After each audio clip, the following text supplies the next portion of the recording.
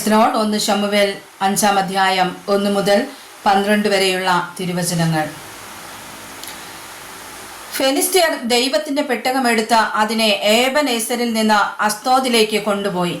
ഫെലിസ്ത്യർ ദൈവത്തിന്റെ പെട്ടകം എടുത്ത് ദാഗോന്റെ ക്ഷേത്രത്തിൽ കൊണ്ടുചെന്ന് ദാഗോന്റെ അരികെ വെച്ചു. പിറ്റേന്നാൾ രാവിലെ അസ്തോദ്യർ എഴുന്നേറ്റപ്പോൾ ദാഗോൻ യഹോവയുടെ പെട്ടകത്തിന്റെ മുമ്പിൽ കമിഴ്ന്നു വീണ് കിടക്കുന്നത് കണ്ടു. അവർ ദാഗോനെ എടുത്ത് വീണ്ടും അവന്റെ സ്ഥാനത്തു നിർത്തി. പിറ്റേന്നാൾ രാവിലെ അവർ എഴുന്നേറ്റപ്പോൾ ദാഗോൻ യഹോവയുടെ പെട്ടകത്തിന്റെ മുമ്പിൽ കമിഴ്ന്നു വീണ് കിടക്കുന്നത് കണ്ടു. ദാഗോന്റെ തലയും അവന്റെ കൈപ്പത്തികളും ഉമ്മരപ്പടിമേൽ മുറിഞ്ഞു കിടന്നു. ദാഗോന്റെ ഉടൽ മാത്രം ശേഷിച്ചിരുന്നു. അതുകൊണ്ട് ദാഗോന്റെ പുരോഹിതന്മാരും ദാഗോന്റെ ക്ഷേത്രത്തിൽ കടക്കുന്നവരും അസ്തോദിൽ ദാഗോന്റെ ഉമ്മരപ്പടിമേൽ ഇന്നും ചവിട്ടുമാറില്ല.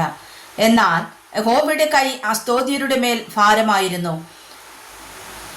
അവൻ അവരെ ശൂന്യമാക്കി അസ്തോദിലും അതിൻ്റെ അതിരുകളിലുമുള്ളവരെ മൂലരോഗത്താൽ ബാധിച്ചു. അങ്ങനെ ഭവിച്ചത് അസ്തോദ്യർ കണ്ടിട്ട്, ഇസ്രായേലിന്റെ ദൈവത്തിന്റെ പെട്ടകം നമ്മുടെ അടുക്കൽ ഇരിക്കരുത്, അവന്റെ കൈ നമ്മുടെ മേലും നമ്മുടെ ദേവനായ ദാഗോന്റെ മേലും കഠിനമായിരിക്കുന്നുവല്ലോ എന്ന് പറഞ്ഞു. അവർ ആളയച്ചു ഫെലിസ്ത്യരുടെ സകല പ്രഭുക്കന്മാരെയും വിളിച്ചുകൂട്ടി. ഇസ്രായേലിയരുടെ ദൈവത്തിന്റെ പെട്ടകം സംബന്ധിച്ച് നാം എന്തു ചെയ്യേണ്ടു എന്ന് ചോദിച്ചു. അതിനവർ, ഇസ്രായേലിയരുടെ ദൈവത്തിന്റെ പെട്ടകം ഗത്തിലേക്ക് കൊണ്ടുപോകട്ടെ എന്ന് പറഞ്ഞു. അങ്ങനെ അവർ ഇസ്രായേലിയരുടെ ദൈവത്തിന്റെ പെട്ടകം കൊണ്ടുപോയി. അവർ അത് കൊണ്ടുചെന്ന ശേഷം ഏറ്റവും വലിയൊരു പരിഭ്രമം ഉണ്ടാകത്തക്കവണ്ണം യഹോവയുടെ കൈ ആ പട്ടണത്തിന് വിരോധമായി തീർന്നു.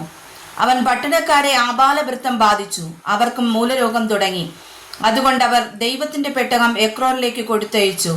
ദൈവത്തിന്റെ പെട്ടകം എക്രോനിലെത്തിയപ്പോൾ എക്രോനിയർ, നമ്മയും നമുക്കുള്ളവരെയും കൊല്ലുവാൻ അവർ ഇസ്രായേലിയരുടെ ദൈവത്തിന്റെ പെട്ടകം നമ്മുടെ അടുക്കൽ കൊണ്ടുവന്നിരിക്കുന്നു എന്ന് പറഞ്ഞു നിലവിളിച്ചു.